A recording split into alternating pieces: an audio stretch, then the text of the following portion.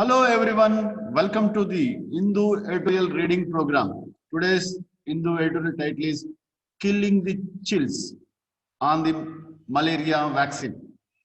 Triumphs of science are best appreciated when they make human lives easier or safe or simply offer hope. The first ever World Health Organization approved anti-malarial vaccine must count among those triumphs.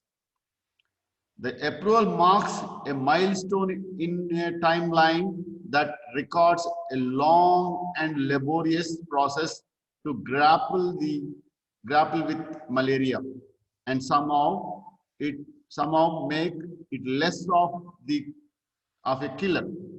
The vaccine that WHO approved, RTSS, has been used in pilot program participants, especially children and infants in Africa from 2015 after it got not for the specific use from the European Medical Agency. That this triumph comes at a time of great scientific endeavor, yes, but also notably at a time when it was feared that the progress against malaria was flagging.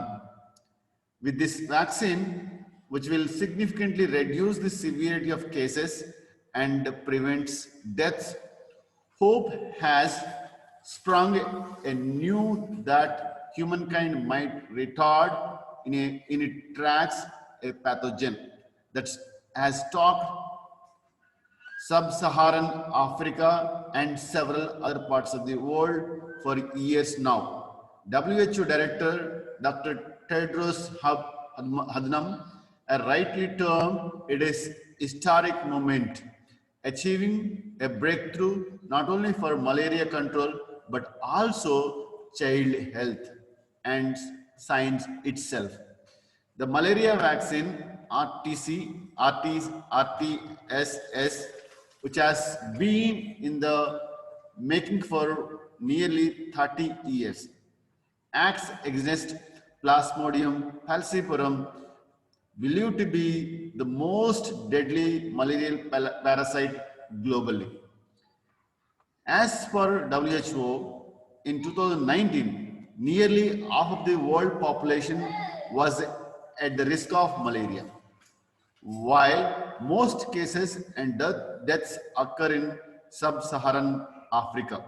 There were an estimated 220 million cases in 2019 and malarial deaths stood at 4,09,000 with the WHO African region carrying a disproportionate burden, 90% of 90% of cases and deaths. Child under 5 are most vulnerable group affected by malaria. In 2019, they accounted for about two-thirds of all malaria deaths.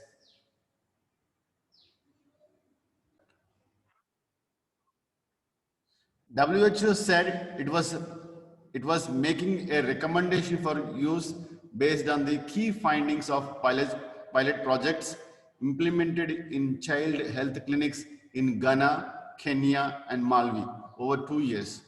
Data and insights gathered from these studies showed that the vaccine was not only feasible to introduce, but that it also improves health and saves lives.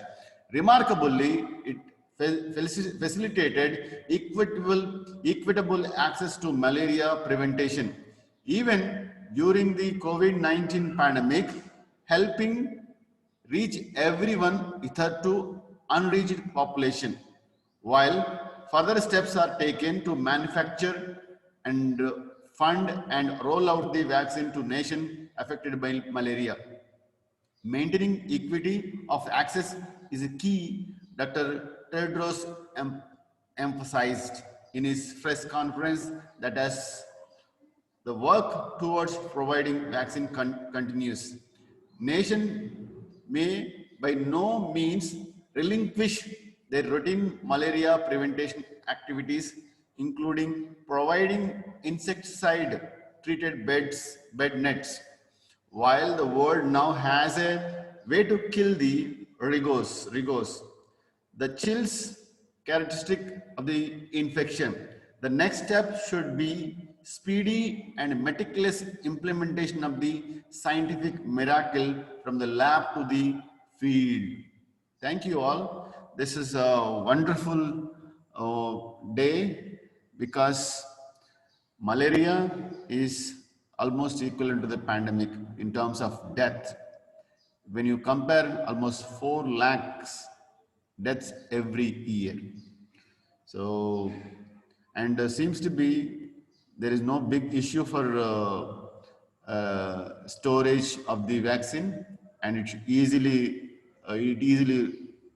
roll out the vaccine.